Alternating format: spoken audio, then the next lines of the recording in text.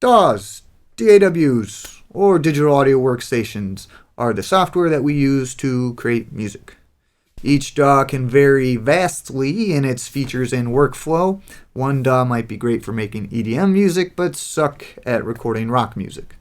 So what I'm going to do is go through the different types of music makers and which DAW is best for those music makers, so you know what might be best for your situation. If you are just starting out making music, or you're a singer-songwriter or musician and you're starting out recording yourself, just use a free DAW. You can use GarageBand if you have a Mac. It's powerful. It'll be everything you need. Just get started with that. If you don't have a Mac, you have a PC, or you want to try Pro Tools, use Pro Tools first. It's free. It has 20 tracks, and it's great for getting started.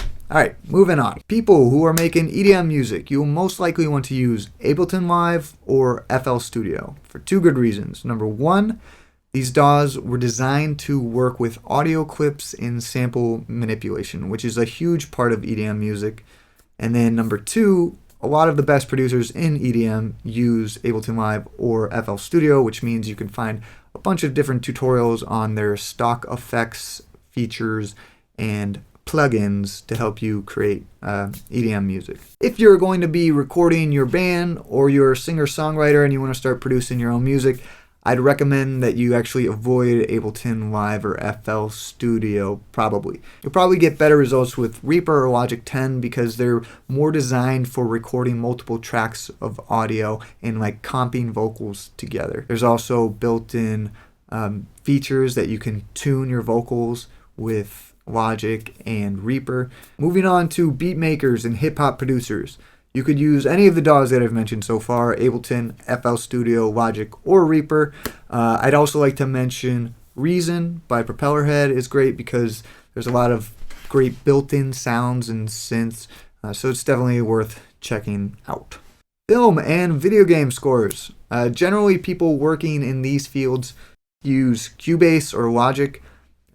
Cubase is great because you can work with MIDI really well. You can build giant templates with thousands of tracks. It's also sort of standardized in the industry to a degree. Hans Zimmer uses it, and Hans Zimmer kind of runs the film industry. A lot of people come from him, so that's a lot of people use Cubase. So you might want to check that out, but a lot of people also use Logic. Mixing. You can mix your stuff in any DAW, but if you are a mixing engineer, there's a relatively newish DAW out there called MIXBUS. It's gotten some great reviews because it has some great plugins. It's designed to kind of mimic a analog desk because it's made by a company that makes analog desks. It kind of has a different sound to it too because there's analog distortion being mimicked throughout the DAW in their plugins, so you might be able to get different sounding mixes if you mix with that DAW. That being said, a lot of pro mixers and commercial studios use Pro Tools.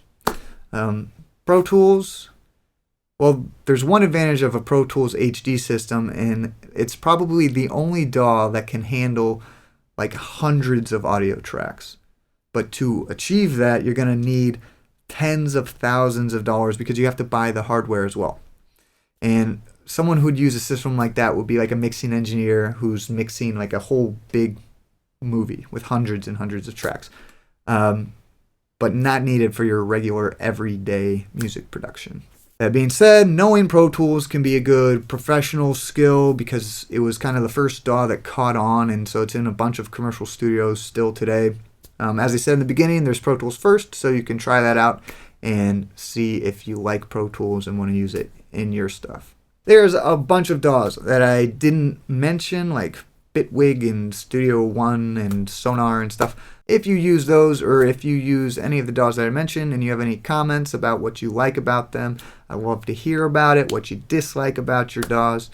And I hope that helps if you're trying to figure out if you want to change DAWs, or if your DAW's not working for you, where you can go.